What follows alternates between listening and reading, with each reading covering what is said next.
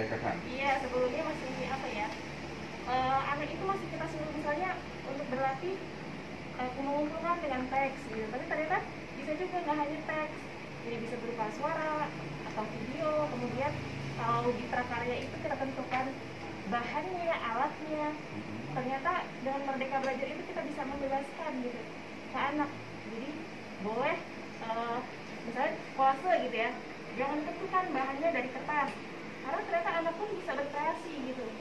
Jadi bisa dari plastik, dari daun dan lain-lain gitu. Jadi itulah salah satu bentuk kemerdekaan itu yang dipahami. Jadi mereka bisa ya mengeksplorasi kemampuan tidak harus dari kertas ya. Oke. Setelah mempelajari filosofi KHD itu, kira-kira capaian apa yang sudah Ibu dapatkan setelah belajar ini? Ternyata mempraktekkan itu di dalam proses pembelajaran. Capaian apa yang Ibu rasakan dan Ibu dapatkan setelah mulai mempraktekkan di proses pembelajaran? Jadi lebih beragam ya, karena siswa kan tadi itu potensinya banyak, potensinya kan masing-masing ada masing-masing gitu. Jadi dengan kita memerdekakan kepada murid ya tentu otomatis ada beragam hasil daripada apa yang mereka bisa gitu, dari potensi mereka sendiri gitu. Jadi kalau sama ini hanya satu sampelnya, begitu portofolio sama semua hasilnya. Jadi ternyata enggak juga gitu, karena bermacam-macam tadi.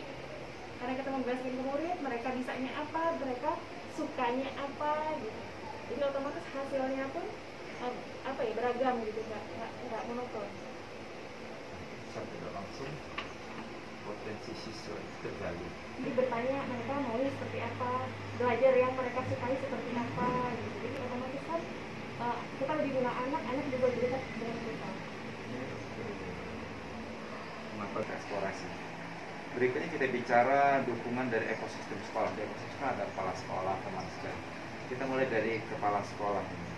Bagaimana dukungan dari kepala sekolah terhadap proses pembelajaran sudah? Saya langsung aja ke Ibu Sri kalau Ibu Sri ya. Kan Ibu Sri tahu kalau Bu Elsa ini selama sebulan sudah mulai belajar itu atau mempraktikkan. Gimana Ibu melihat itu dan dukungan apa yang kira-kira sudah dan perlu dilakukan berikutnya dalam rangka mendukung Bu Elsa ke depan? Dukungannya ya kalau secara fasilitas sarpras ya mungkin dengan kuota belajar daring bisa di rumah, bisa di sekolah dengan lancar gitu Pak. Itu kalau kan kita kan yang belajar sekarang daring gitu kan. Terus ya saya di sini kan masuk ke grup semua wali kelas. Jadi saya kan bisa melihat aktivitas segala macam, dan memang dia sekarang setelah mengikut guru penggerak ini lebih aktif gitu Kak, dan memang lebih beragam dan lebih dibanding dengan kawan-kawan yang mungkin memang beliau kan belum terlalu ini dengan kawan-kawan kan, jadi ada perbedaan gitu, memang lebih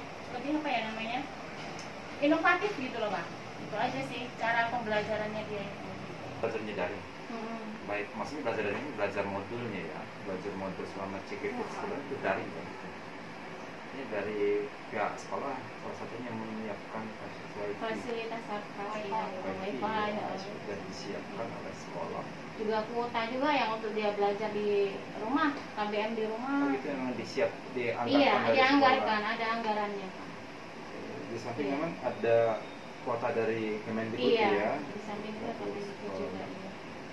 Oke, ini sekolah, ya itu salah satu bentuk dukungan KASEK ya, kepala sekolah dalam rangka mendukung CGP. Karena memang kepala sekolah masih. Dan itu juga sudah sering berkolaborasi, berbagi pengetahuan, pengalaman, dan mereka juga selalu mendukung apapun misalnya ada yang sesuatu hal yang baru, inovasi baru gitu atau apa yang baru itu mereka terbuka gitu. Dan sudah disosialisasikan juga ke mereka tentang program-program guru penggerak, tentang apa yang sudah saya pelajari di modul gitu. Nanti insya Allah yang lain akan mengikuti gitu. Kalau tadi baru contoh sampel saya, nanti yang lain pun akan mengikuti gitu. Karena mereka pun positif ya tanggapannya Pak. Dan kami juga sudah menyusun program untuk sekolah, apa aja yang program di kelas, kemudian program sekolah juga sudah insya Allah sudah disusun, tinggal berjalan, dan beliau ibu kepala sekolah juga mendukung gitu ya. Seperti salah satu contohnya kan untuk profil pelajar Pancasila itu kan ada yang bertakwa gitu Pak. Jadi dalam hal itu upayakan sholat duha berjamaah insya Allah nanti kalau misalnya sudah tatap muka gitu, kalau memungkinkan juga kondisinya sesuai dengan protokol kesehatan, itu beliau insya Allah mendukung untuk apa ya, itu melibatkan masyarakat sebagai imamnya gitu loh. Jadi insya Allah sekolah juga mendukung, teman-teman yang lain juga mendukung. Terus kemarin sudah menyusun program bersama juga, insya Allah sudah akan terrealisasi nanti. Ini kan sudah mulai pembelajaran dari lagi Pak. Nah nanti mereka juga akan mengikuti apa yang sudah saya lakukan di pembelajaran. Oke. Jadi teman-teman sadar banget sudah mengikuti cara berkaitan dengan PGP sudah sosialisasi itu. Sudah. Bersama ibu kepala sekolah atau Iya. sendiri barengan? Iya. Oke. Jadi artinya sekarang teman-teman tahu ya bahwa ada program ini. Iya, sudah. Dan memang sekarang tidak ada lagi ya, tidak ada perekrutan yang Menerang angkatan ini ya, Iya, benar benar. nggak ada. Sudah nggak ada lagi. Sayang kan. Cuma kita nggak tahu Iya. berikutnya nanti. Siapa tahu ya. ada. Siapa tahu ada lagi ya Pak ya. Ya, seperti itu. Ya tetap akan ada. Dan apa namanya, harapannya teman-teman sih juga termotivasi gitu. Artinya kalaupun ada lagi coba lampu nanti kan ya, bisa termotivasi dengan melihat berasa hari ini kan gitu kan, selama beberapa bulan ada perubahan yang signifikan dan apa ya, dukungan dari kepala sekolah serta apa namanya tidak apa ya, tidak pelit ilmu kan gitu. Dan menariknya CPGP ini ya Pak ya, lebih banyak berbagi pengalaman aja dengan rekan guru yang lain yang sesama grup gitu. Iya. Jadi ada kayak Bu Desi, Pak Heri gitu. Jadi terus kalau ada diskusi grup dengan kelompok yang P1 itu juga seru banget karena pengalaman mereka lebih banyak gitu.